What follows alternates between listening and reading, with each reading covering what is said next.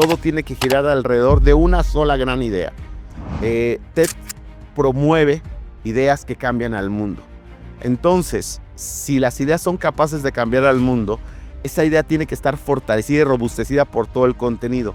Encontrar esa gran idea se le llama idea central y son 15 palabras básicamente. Toda charla TED debe poder ser sintetizada en 15 palabras. Hasta este momento la charla TED más vista es de Sir Ken Robinson, quien falleció por ahí en la pandemia justamente. Y su charla, sus 15 palabras son: la creatividad tiene que ser enseñada al mismo nivel que la alfabetización para despertar el potencial de los niños. No necesitas mucho tiempo para transmitir el contenido de cualquier índole. Que no necesitas tener una audiencia de expertos para compartir sobre investigaciones científicas, sobre nuevos hallazgos en el espacio, sobre metodologías complicadas, y que no se necesita un lenguaje muy rebuscado para comunicar.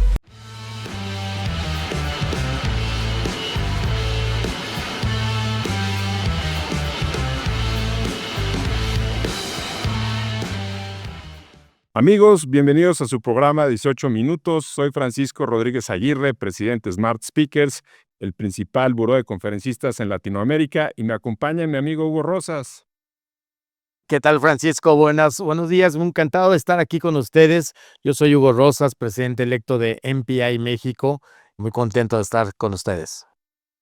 Bueno, pues hoy tenemos un gran invitado. Él es Alejandro Nava, que es un consultor y capacitador con más de 20 años de experiencia, que fue uno de los primeros licenciatarios de TEDx en México.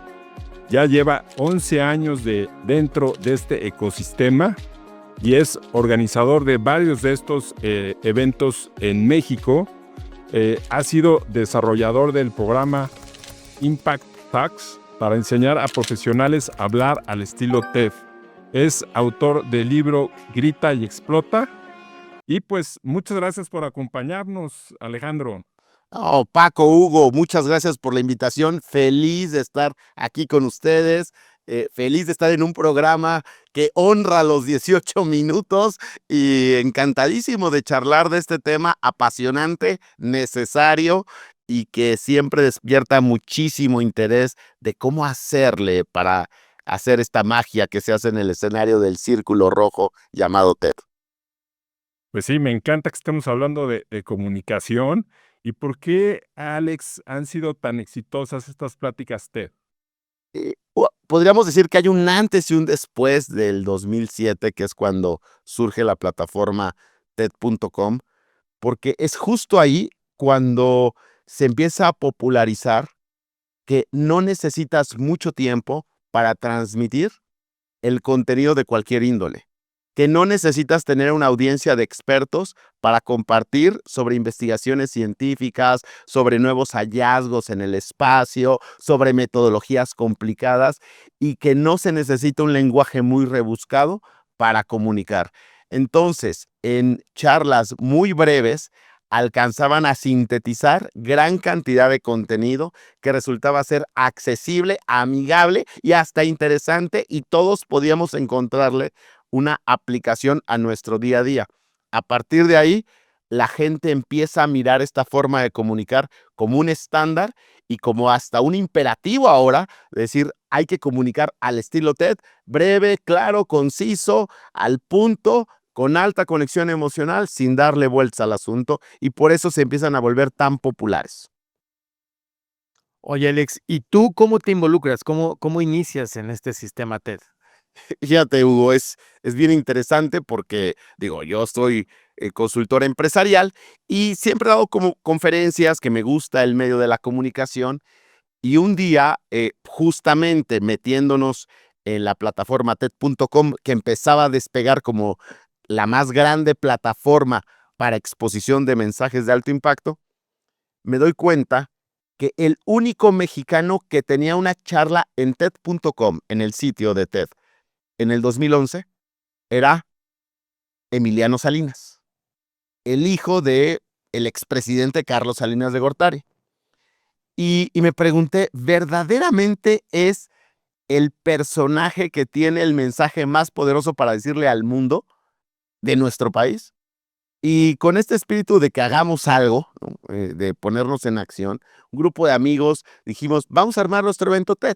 Y como siempre tenía que salir alguien que aplicara la licencia, pues decidieron que por votación unánime que fuera yo el que aplicara para la licencia, aplico para la licencia, vivo el proceso de aplicación en Nueva York y entonces nos otorgan y es personalizada, me otorgan la licencia para armar un evento TED ahí en el 2013 y ahí arranco en el ecosistema.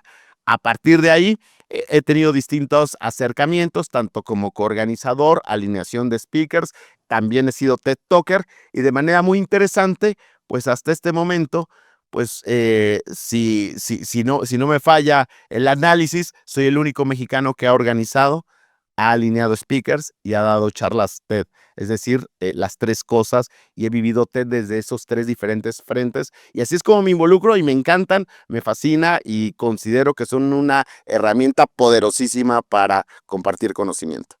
Genial. Oye, Alex, pues aprovechando que estamos con el experto de expertos de TED, pues dinos ahora sí que la fórmula, ¿no? ¿Cuáles son los elementos detrás de una charla TED? Y fíjate que esa pregunta, Paco, es una de las preguntas que todo el mundo le interesa porque decimos, dime el hilo negro, ¿no? Y podremos sintetizarlo y Chris Anderson, quien justo está saliendo ya del liderazgo de TED y esperaremos quién estará al frente, nos habla de siempre de 4 grandes puntos, ¿no? Número 1, tiene que ser un mensaje que despierta curiosidad desde el inicio, que nos atrapa desde el inicio. Número 2, debe tener un lenguaje simple. Y para tener lenguaje simple tenemos que usar las analogías, tenemos que usar estos elementos familiares. Si vamos a explicar algo científico, usar algo que podríamos entender cualquier ser humano que no estamos en la comunidad científica.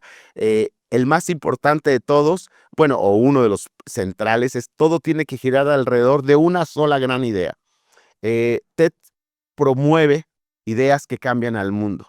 Entonces, si las ideas son capaces de cambiar al mundo, esa idea tiene que estar fortalecida y robustecida por todo el contenido. Encontrar esa gran idea se le llama idea central y son 15 palabras básicamente.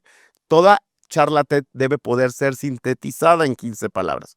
Hasta este momento la charla TED más vista es de Sir Ken Robinson, quien falleció por ahí en la pandemia justamente. Y su charla, sus 15 palabras son la creatividad tiene que ser enseñada al mismo nivel que la alfabetización para despertar el potencial de los niños. Esa es su idea central, 15 palabras. Una de las charlas TED más vistas, Simon Sinek, ¿no? Starting with Why, dice, los grandes líderes inspiran a la acción hablando primero del por qué y luego del qué. 15 palabras que sintetizan todo. Entonces, llegar a esa idea central es un gran trabajo, pero es poderosísimo cuando uno la encuentra. Y lo último es que debe merecer ser compartida. Es decir, debe enriquecer la vida de la gente. Si después de mi mensaje la gente lo pone en práctica, no se enriquece su vida, no se expande su humanidad, no se alcanzan mayores y mejores resultados, entonces no merecen ser compartida. Pero si lo logra, entonces es digna de decirse a todo el mundo, ¿no? Entonces, esos podrían ser los 4 grandes elementos que sí o sí debe tener una charla TED. Y el tema de los 18 minutos, ¿por qué las pláticas deben de durar ese tiempo? ¿Cómo se estableció? ¿De dónde sale esa medición de tiempo? Qué buen punto, Hugo. De repente los 18 minutos se volvieron populares y decimos, ¿de dónde vienen? Hay un estudio clásico de la atención humana de Johnston y Percival, que eran catedráticos de química en una universidad en Estados Unidos, finales de los 70s, y ellos analizaron cuánto la gente o sus alumnos eran capaces de atender sin distracción, con absoluto capacidad de retener la mayor cantidad de información posible, y detectaron que justamente al minuto 18 la atención caía dramáticamente, no ligeramente, dramáticamente. Entonces dijeron, en una comunicación unidireccional, es decir, un monólogo, Dice, lo máximo que puede retener la gente de información son 18 minutos. Entonces, ellos empezaron a meterle variantes a su cátedra, a los 18 minutos cortaban y hacían algunas otras cosas. Y luego volvían a su cátedra. De tal manera que Ted dijo, pues si ese es el tiempo que la gente puede alcanzar a retener información en una narrativa unidireccional, pues ajustémoslo a los 18. Y ahí quedó.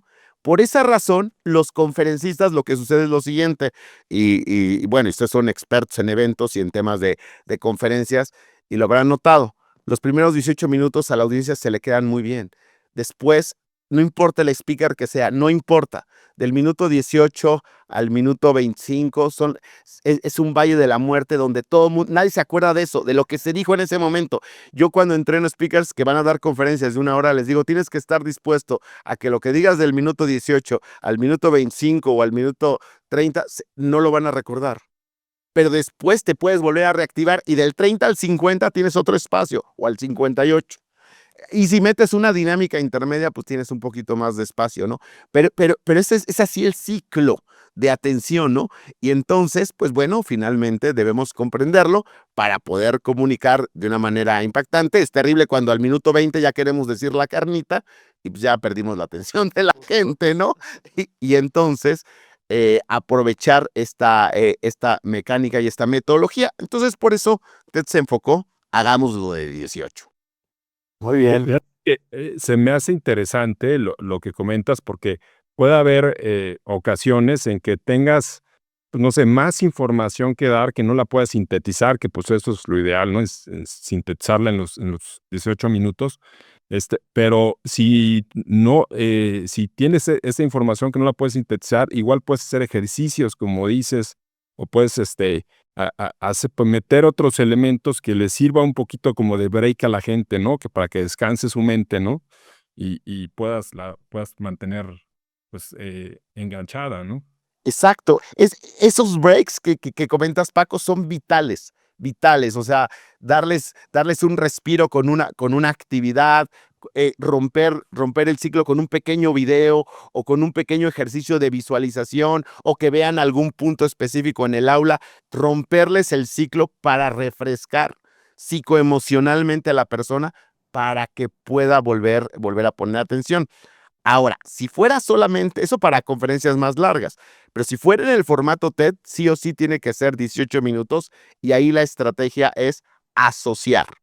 Literalmente decir, ok, tienes 20 puntos que quieres mencionar, asócialos en 2 o 3 grandes puntos que absorban todo el contenido, ¿no? Entonces, ese ejercicio de asociación, si hubiera un libro de 25 capítulos, dice, asóciame los 25 capítulos en 2 o 3 grandes conceptos más amplios, ¿no? Y siempre ese ejercicio de asociación no es eliminar, es tratar de unir en rubros más grandes para finalmente comunicarlos de una mejor manera. Y aquí siempre pongo el ejemplo de Jesús de Nazaret, donde un día le preguntan al carpintero de Galilea, oye, ¿cuál es el mandamiento más importante? Porque tenemos 700 y tantos y no sabemos por dónde, ¿no? Y dice, no hay uno. Todo se sintetiza en 2. Una relación de amor con el cielo y una relación de amor en la tierra. Dice, en eso se sintetiza todo. Esa es una capacidad de asociación poderosísima. Es decir, no te voy a seleccionar uno, todo te lo voy a asociar en 2 joyas. Y es maravillosa su capacidad de asociación. Eso es lo que invitamos a los speakers, a generar esa asociación y que logren comunicar todo en 2 joyas de información. Y entonces honrar lo que Leonardo da Vinci decía, la simplicidad es la más fascinante sofisticación. Hacer algo simple es una obra de arte, hacer algo complicado, cualquiera lo puede hacer, ¿no? Oye, y ya yéndonos a la carnita, ¿no? ¿Cuáles son los elementos esenciales para un mensaje que lleve a la acción? Primero de ellos, tenemos que identificar cómo nuestra idea va a aliviar un dolor de la audiencia o un sueño, o va a ayudarle a cumplir un sueño a la audiencia. Tenemos que identificarlo sí o sí, y tenemos que ponerle palabras, y unas de estas palabras son palabras de emoción. Entonces, cuando nosotros identificamos el dolor y o el sueño, entonces va a ser lo primero que tenemos que hablar. ¿Por qué? Porque la gente quiere escuchar cosas que le van a ayudar a aliviar dolores de cualquier índole o que le van a enriquecer su vida y van a ayudarla a cumplir sueños. Número 2, generalmente nuestra idea, llamada idea central en 15 palabras, generalmente tiende a ser el héroe de nuestra narrativa. Por lo tanto, tenemos que encontrar al villano de la narrativa. Tenemos que encontrar quién se opone a, ¿no? Y es vital encontrar un antagonista. ¿Para qué? Para meterle drama al asunto. Número 3, debe tener una invitación a la acción. Es decir, después de escucharte, ¿qué sí o sí me invitas a hacer? Una vez que yo me levante, ¿qué sí o sí me invitas a ejecutar? Por ejemplo, yo puedo después de este podcast invitar a la gente a ejecutar. Cuestiona tus presentaciones. No importa cuánto tiempo lleves exponiendo, cuestiónalas. Te invito hoy en la tarde a cuestionarla. Entonces ya invité a la acción a una persona en específico con el contenido que estoy narrando, ¿no? Entonces, son esos elementos. Y si podríamos agregar uno también indispensable, es usar analogías, metáforas o storytelling. Es decir, ahí se ve la magia del expositor que le metió mano y buscó cuál es la mejor analogía, cuál es la mejor historia o cuál es la mejor metáfora para explicar esto, porque eso ancla el aprendizaje en la gente, ¿no? Alex, y esto que comentabas del villano, no entendí muy bien. ¿Por qué? ¿Por qué es importante el villano en el mensaje poderoso? Fíjate, en cualquier serie que veamos de televisión o película, los villanos tienen un rol protagónico tremendo y su rol es hacer lucir al héroe.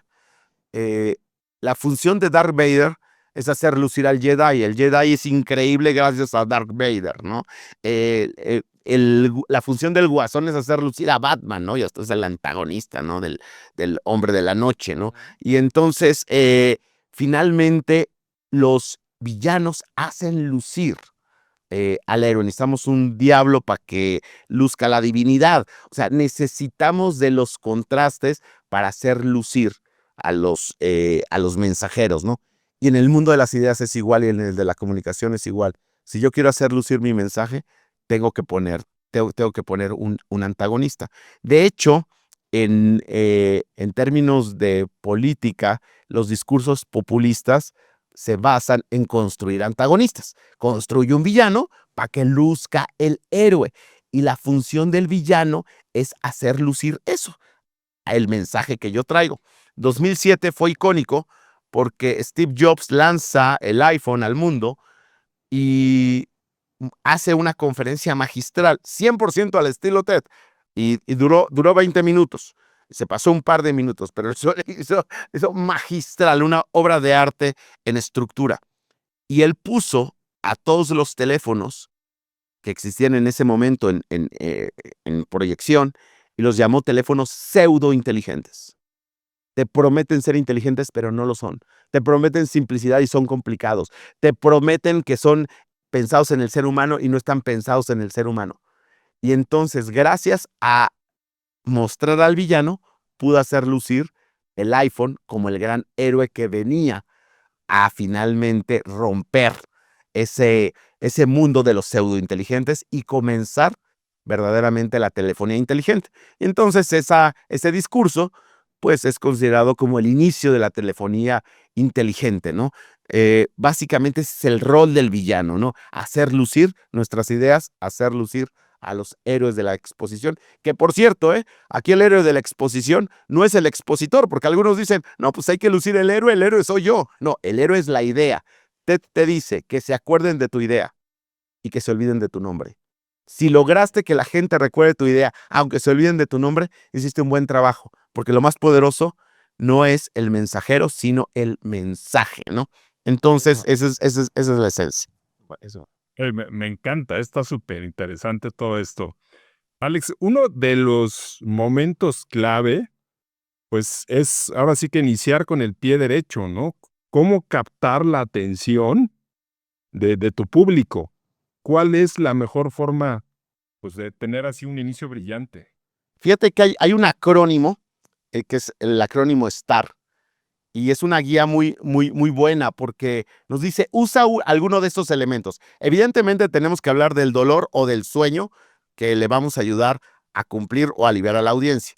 Pero después de eso tenemos que identificar si vamos a usar datos duros, que es la S de algo startle, algo llamativo, o frases de impacto, como una charla TED famosa acerca de estar sentado, empieza diciendo, lo que estás haciendo en este momento te está matando. Dice, más que nuestros teléfonos celulares, más que cualquier otra cosa, la tecnología que más utilizamos, y se toca el trasero, dice, es nuestro trasero. Pasamos sentados 9.2 horas al día más de las que dormimos. Y empieza a dar datos. Es empezar con impacto. Ella empieza con la S, con algo startle. La T, tell a story, contar una historia. Podemos empezar narrando una historia que tiene relación al dolor o al sueño, ¿no? Entonces podemos contar una historia personal o una historia de alguna vivencia de alguien más o de algún personaje histórico, lo que sea. Podemos empezar con ask a question, ¿no? Haz preguntas. Una charla es muy impactante. Una chica musulmana sale al escenario con su burka y lo primero que dice es, ¿qué piensas de mí cuando me ves? ¿Piensas de mí como una terrorista? ¿Me ves como una hermana? ¿Como una mujer de fe? ¿O como una oprimida a quien le lavaron el cerebro? ¿Qué piensas de mí? 10 segundos y todos estamos congelados con las pupilas dilatadas, pues diciendo, wow, y claro, su charla habla de los prejuicios acerca de las mujeres, hacia las mujeres musulmanas. Pero eso es una forma de arrancar también haciendo preguntas. Entonces la A de Ask a Question, ¿no? Y la R, Recite a Quote, ¿no? Citar una frase célebre. Entonces, es decir, abrir con una frase célebre puede ayudar mucho, sobre todo si es una frase que finalmente no es tan escuchada, ¿no? Si es una frase que todos escuchamos o posteamos en redes sociales, mejor hay que omitirla, ¿para qué la ponemos? Pero si es una frase que puede ser disruptiva, entonces valdría la pena. Por ejemplo, ¿no? Indira Gandhi dijo, no me hables de los dolores del parto, muéstrame al niño. No me digas cuántas horas trabajas, muéstrame los resultados. No me hables de las 16 horas de labor de parto, ¿dónde está el chamaco? Lo que importa son los resultados, no importa el sufrimiento que hay detrás de ellos. Entonces podría ser el arranque de una charla, ¿no? Entonces, cada uno de acuerdo a sus objetivos dentro de la charla, puede escoger alguno de estos 4 métodos en el acrónimo STAR, ¿no? Cosas de impacto, contar historias, hacer preguntas, citar alguna frase célebre. Alex, ¿y el mensaje se debe de memorizar? O sea, como que muchas veces pensamos que hay que aprenderse de memoria todo lo que va uno a decir. ¿Eso está bien? ¿Cómo funciona en TED? Eso piensan los políticos y luego ahí están los resultados, ¿no? Efectivamente, no es algo alcanzable, ¿no? No nos vamos a memorizar todo lo que vamos a decir. Lo único que te invita a TED a memorizar es tu estructura. Debes de saber, esto va primero, este es mi primer gran punto, mi segundo, mi tercero, y con esto cierro. Y sobre eso voy articulando el contenido que ya practiqué. Eso sí, la invitación siempre es a que la gente practique, lo practique, lo practique, lo practique, para poder decir más en menos tiempo y poder ir escogiendo mejores palabras para comunicar lo que se quiere comunicar. Otra cosa que sí hay que memorizar es, además de la estructura, la idea central, las 15 palabras. Por ejemplo, en una charla que yo doy, mis 15 palabras son: la articulación precisa de las palabras puede cambiar la mente de cualquier persona. Es una frase que tengo que memorizar, ¿no? La charla que comentaba acerca del estar sentado, su idea central es el estar sentado es el tabaquismo del siglo XXI. Esa es su idea central. Hay que memorizarla. ¿Por qué? Porque hay que decirla con impacto. De hecho, Steve Jobs también tuvo una idea central, ¿no? Y que dijo, hoy Apple reinventa el teléfono. Y la tenía súper clara, se dice, se memoriza y se habla. De hecho, esa idea central a veces muchos la repiten varias veces en su presentación. Simon Sinek repite múltiples veces los grandes líderes se inspiran en la acción hablando primero del por qué y luego del qué, ¿no? Entonces, esta repetición es una repetición consciente de algo que sí memorizaron, que es una frase, pero es lo único que se memoriza. Ok. De manera personal, yo recomiendo memorizar un poquito las primeras palabras con las que uno inicia y las palabras de cierre para que uno pueda El impacto. exactamente asegurar el impacto y sentirse cómodo arrancando diciendo, ya me sé el inicio, como el himno nacional, ya no sabemos el inicio, ya después asumimos que no lo sabemos y luego pasan estas cosas que a algunos se les olvida a la mitad del camino, ¿no? Ok. Excelente, mil gracias, Alex. Ahora sí que nos van a regañar porque ya nos pasamos de los 18 minutos. Sos- Pero es un diálogo, entonces en los diálogos es distinto. Aquí sí se vale. Oh, pues muchísimas gracias, Alex. Como oro todo lo que nos has compartido. No, pues un gustazo, Paco, un gustazo, Hugo. Feliz de estar en 18 minutos y feliz de estar sumando y colaborando y construyendo en conjunto. Muchas gracias, Alex. Gracias, Francisco. Un gusto. Y pues un abrazo y mil gracias, amigos, por acompañarnos en 18 minutos. Y por favor, si les gusta, compártanlo. Claro. Hasta luego.